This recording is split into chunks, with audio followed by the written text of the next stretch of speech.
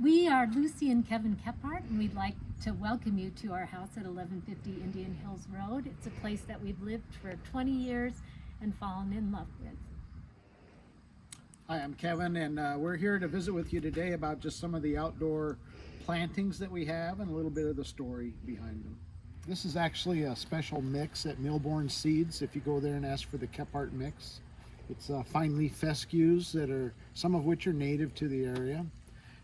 But there's no Kentucky bluegrass or other common lawn grasses out here. And so I call this a barefoot lawn, and it's been really nice over the last several years.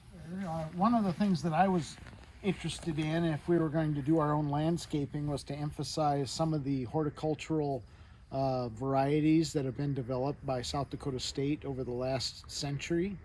And we were able to do that. I'm especially interested in things that were developed by Nils Hansen, N.E. Hansen, 100 years ago at SDSU.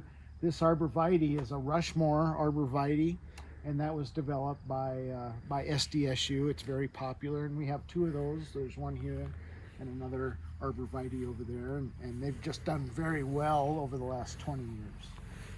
This is a Buckeye tree. It's also developed by SDSU. It's called the Homestead Buckeye. When we planted it, it was barely 7 feet tall, but it's grown just beautifully over the last many years that we've been here. And we just love this tree.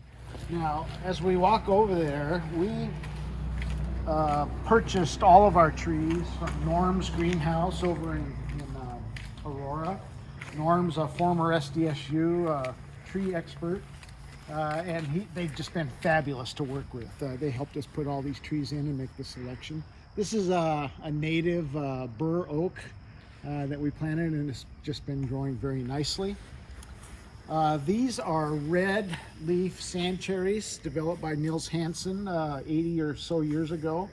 It's a cross between some cherry lines that come out of Russia and native sand cherries that are native to the northern Great Plains. And this has been here for a long time. In the summer, they catch the light, and they are just a beautiful red leaf.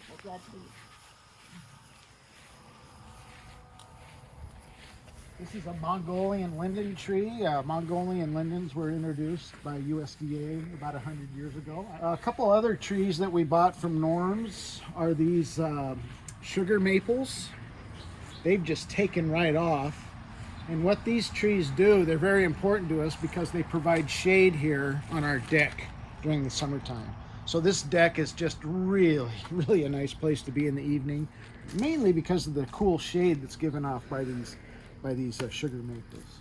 Now, in the springtime, come about March, I've been tapping these sugar maples. I'll collect about 15, 16, maybe 18 gallons of sap every year, and I boil that down for syrup. So it's been kind of a side hobby that we do. It really turns out nicely. I think when it comes to horticulture and SDSU and Dr. Hansen, Nils Hansen, one of the things he's most famous for within just Brookings itself, a special gift is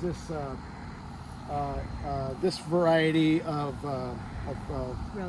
rose, climbing rose. It's called the Lillian Gibson rose, and we happen to have one here at our house. It's a pink rose, very hardy, very winter hardy, and this one has been doing quite well over the last many years here.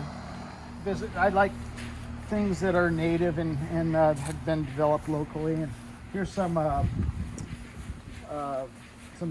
native grass, big blue stem.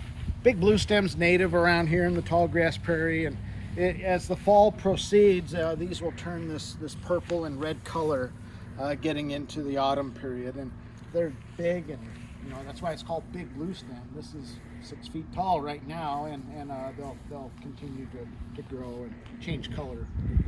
These hardy hibiscuses, and they are